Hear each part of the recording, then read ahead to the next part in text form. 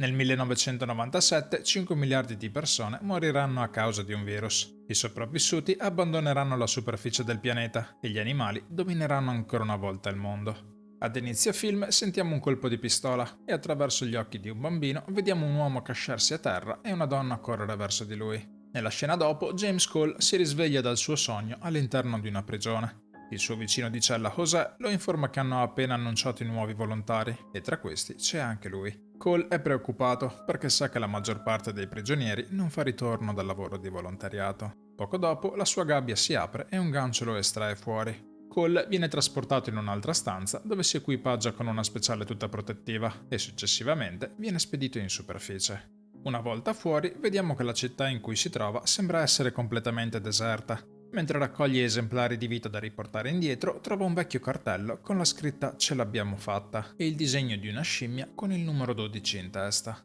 Tornato nel sottosuolo, viene prima accuratamente sterilizzato per poi essere portato di fronte a un gruppo di scienziati. Questi offrono a Cole di ridurre la sua sentenza in cambio di una missione speciale che permetterebbe agli umani di tornare a vivere in superficie. Avendo avuto problemi in passato con persone instabili, hanno deciso di scegliere lui per la sua forza mentale. Nella scena dopo veniamo trasportati indietro a Baltimora nel 1990. Ad una psichiatra di nome Catherine viene chiesto di occuparsi di un soggetto che è stato ritrovato nudo in mezzo alla strada, completamente disorientato e con comportamenti schizofrenici e aggressivi. Il soggetto in questione ovviamente è Cole, che nonostante la dose massiccia di tranquillanti è ancora estremamente agitato. Cole è convinto di trovarsi nel 1996 e le dice di aver bisogno di raccogliere alcune importanti informazioni. Catherine prova a spiegargli che in realtà si trova nel 1990 e quando gli chiede se sia consapevole del motivo per cui sia lì, lui le risponde che il motivo è perché è un uomo determinato e un ottimo osservatore.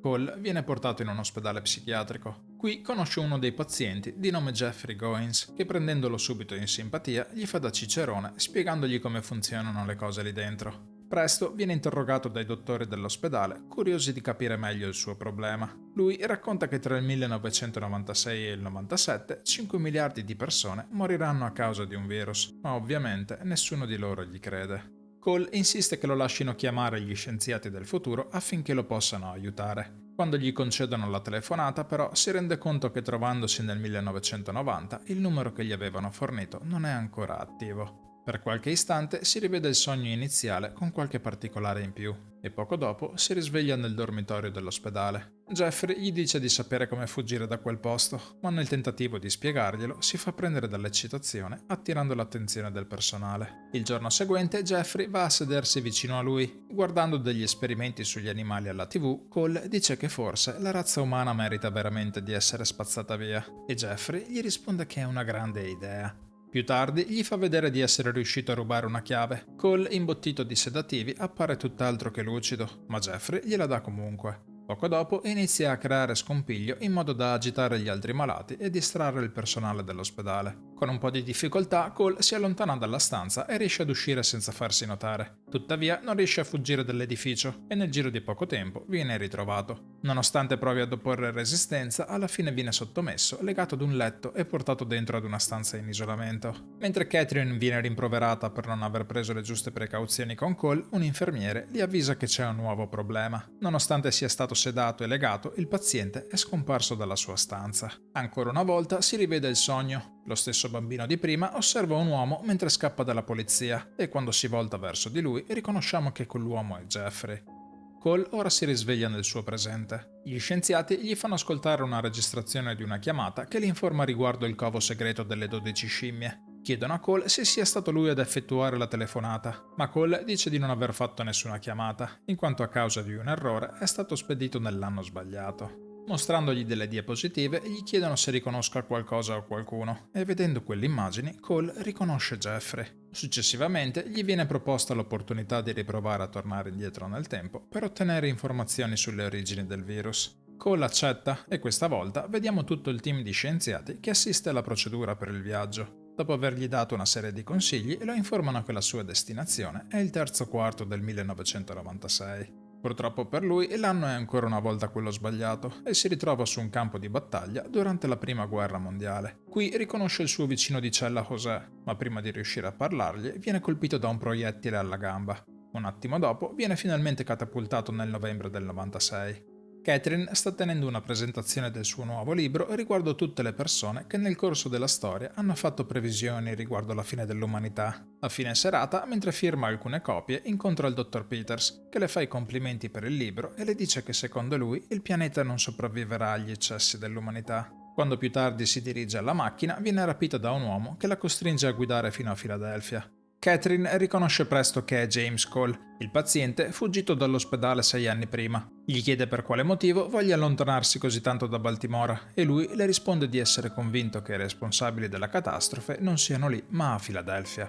Il giorno seguente i due si risvegliano nella stanza di un motel. Cole ha avuto di nuovo lo stesso sogno e questa volta è riuscito a riconoscere che la donna che vede è proprio Catherine. Lui le racconta del sogno in cui c'è anche lei, con i capelli però di un colore diverso, e le rivela che fa lo stesso identico sogno fin da quando era bambino. I due poi continuano il viaggio in macchina. Mentre osserva i suoi appunti, le dice che è in cerca dell'esercito delle 12 scimmie perché crede che siano loro ad aver diffuso il virus. La sua missione è quella di trovarli e fermarli prima che sia troppo tardi. Arrivati a Filadelfia, Cole si accorge di alcuni graffiti e dice a Catherine di fermare la macchina. Lei, nonostante le si presenti l'opportunità di scappare, decide di seguirlo. Grazie ai graffiti arrivano ad un teatro abbandonato. Qui vengono aggrediti da un paio di delinquenti, che però Cole riesce a neutralizzare rubando loro la pistola. Tornati fuori, all'angolo di una strada, riconosce la testa di porco che aveva in precedenza visto in una delle diapositive. Entrato nell'edificio, costringe il gruppo di attivisti che trova al suo interno a dirgli tutto quello che sanno riguardo le 12 scimmie.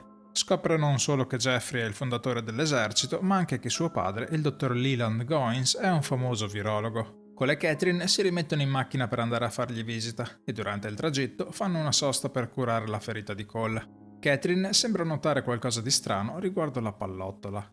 Cole poco dopo le dice che ora preferisce continuare da solo. Raggiunta la sua destinazione, vediamo che il dottor Goins sta tenendo un ricevimento al quale è presente anche il figlio. Cole riesce in qualche modo a parlargli, ma quando gli chiede informazioni riguardo al virus, Jeffrey gli dice di non sapere nulla a riguardo. Gli ricorda piuttosto che è stato proprio lui quando erano all'ospedale a parlargli per primo dell'idea di eliminare l'umanità. Inoltre nega di essere coinvolto in qualsiasi modo con l'esercito delle 12 scimmie. Cole lo aggredisce dicendogli che è per colpa sua se il mondo ora è costretto a vivere sottoterra.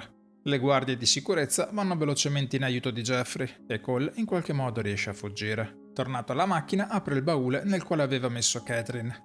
Lei è furiosa e si sfoga con lui per averla rinchiusa lì dentro. Cole le dice di avere il presentimento che sia stato lui a causare l'estinzione di quasi tutta l'umanità. All'ospedale, infatti, blaterando con Jeffrey sotto l'effetto dei sedativi, ha il timore di avergli fornito lui stesso l'idea. Poco dopo intravedono delle luci e si accorgono che è la polizia. Catherine cerca di attirare l'attenzione suonando il clacson, assicurando Cole che lo aiuterà. Tuttavia, non appena lo perde di vista per un attimo, l'uomo scompare. Cole riappare in una stanza dove gli scienziati del futuro si congratulano con lui per il buon lavoro svolto fino a quel momento. Per le informazioni importanti che ha recuperato, gli fanno vedere che la sua grazia è sempre più vicina. Cole tuttavia ha una crisi isterica, li accusa di non essere reali, che i viaggi nel tempo non esistono e che lui è semplicemente un pazzo. Nelle scene successive vediamo che Catherine viene risvegliata da una telefonata. La polizia la informa di aver esaminato il proiettile estratto dalla gamba di Cole. A quanto pare, quel proiettile è stato sparato negli anni 20. La donna è scioccata e frugando tra i suoi documenti trova la conferma ai suoi sospetti. Cole era effettivamente presente alla Prima Guerra Mondiale. Catherine chiama il padre di Jeffrey per metterlo in guardia riguardo alla sicurezza dei suoi laboratori. Il dottor Goins però non dà peso alle sue parole e poco dopo notiamo che nella stanza insieme a lui tra i suoi collaboratori c'è anche il dottor Peters, che in precedenza avevamo visto prendere parte alla presentazione del libro. Più tardi vediamo che Catherine prova a tornare alla sede degli attivisti. Questa volta insieme a loro c'è anche Jeffrey e il gruppo si sta preparando per mettere in atto un piano. All'improvviso Cole appare tra la folla e Catherine lo porta lontano da lì per evitare che venga notato dalla polizia. Arrivati in una zona degradata della città, affittano una stanza in un hotel a ore. Il vecchio che dà loro la camera scambia Catherine per una squillo e non appena i due si allontanano lo vediamo chiamare qualcuno al telefono. Catherine chiede a Cole cosa gli sia successo, ma soprattutto vuole sapere come abbia fatto a scomparire in quel modo. Lui però le dice di non ricordare nulla e mentre i due parlano si capisce che i ruoli si sono invertiti. Cole infatti ora crede di essere pazzo, mentre Catherine ha iniziato a credere che le cose che diceva riguardo il virus fossero vere. All'improvviso un magnaccio irrompe nella stanza e colpisce Catherine al volto, accusandola di essere venuta a lavorare nel suo territorio senza il suo permesso. Cole si scaglia su di lui tramortendolo con un telefono e dopo averlo portato in bagno gli rimuove un dente, dicendo che quello è il modo in cui vengono rintracciati. Scappati dall'hotel, Catherine chiama il numero che gli scienziati avevano dato a Cole. Questa volta risponde una segreteria telefonica di una ditta di pulizie e Catherine torna per un istante a credere che in realtà non esista alcun virus. Tuttavia Cole le dice che quella chiamata gli scienziati l'hanno ricevuta. Quando gliel'avevano fatta sentire la prima volta non aveva riconosciuto la sua voce. I due si dirigono poi in un negozio di abbigliamento per comprare dei travestimenti per evitare di essere riconosciuti. Nel frattempo Jeffrey sta mettendo in atto il suo piano e vediamo che insieme all'aiuto degli attivisti ha rapito il padre. Il gruppo si dirige quindi allo zoo dove liberano tutti gli animali e rinchiudono il dottor Leland in una delle gabbie. Cole ora ha baffi e parrucca, mentre Catherine si è tinta i capelli di biondo, dandogli la conferma definitiva che la donna nel suo sogno è sempre stata lei. I due decidono di scappare in Florida prima dell'imminente disastro, in quanto Cole dice di non aver mai visto l'oceano. Il giorno dopo, mentre si dirigono all'aeroporto, ascoltano la radio in un taxi. Un notiziario informa che l'esercito delle 12 scimmie ha liberato gli animali dello zoo. I due ora capiscono che era sempre stato quello il loro piano. Il cartello con la scritta "Ce l'abbiamo fatta", che Cole aveva visto ad inizio film, infatti non era riferito al virus, ma era riferito proprio alla liberazione degli animali. Arrivati in aeroporto, Cole riconosce che quello è il posto in cui si svolge il sogno. Mentre Catherine va a prendere i biglietti, lui si dirige ad un telefono per chiamare gli scienziati. Li avvisa che l'esercito delle 12 scimmie non è responsabile della catastrofe, ma è semplicemente un gruppo di attivisti che si limita ad atti vandalici di protesta. Nel frattempo vediamo che un uomo sta comprando dei biglietti aerei. I biglietti hanno diverse destinazioni che coincidono con i luoghi in cui il virus è stato inizialmente rilasciato. Per alcuni secondi vediamo anche che il bambino del sogno di Cole, che si rivela essere lui stesso da piccolo, è arrivato all'aeroporto. Cole poco dopo viene approcciato da José, che grazie alla telefonata appena fatta è al corrente di tutto quello che sta accadendo e gli consegna una pistola. Catherine nel frattempo incrocia il dottor Peters e scopriamo che è stato lui a comprare i biglietti poco prima. Intuisce che Peters è in qualche modo coinvolto nella diffusione del virus e avverte Cole della cosa.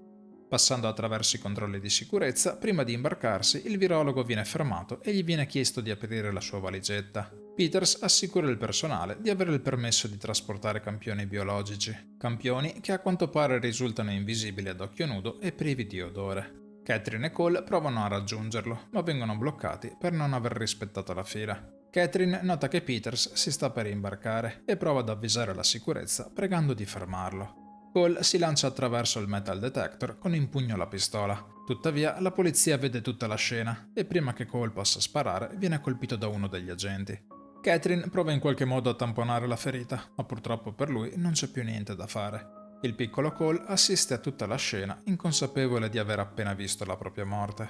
Nel frattempo, Peters è salito a bordo dell'aereo e si siede a fianco ad una donna che è sconcertata dalla violenza appena assistita. A detta sua, gli esseri umani sono la prossima specie a rischio. La donna la riconosciamo perché fa parte del team di scienziati del futuro e Peters le risponde che le sue paure sono assolutamente fondate.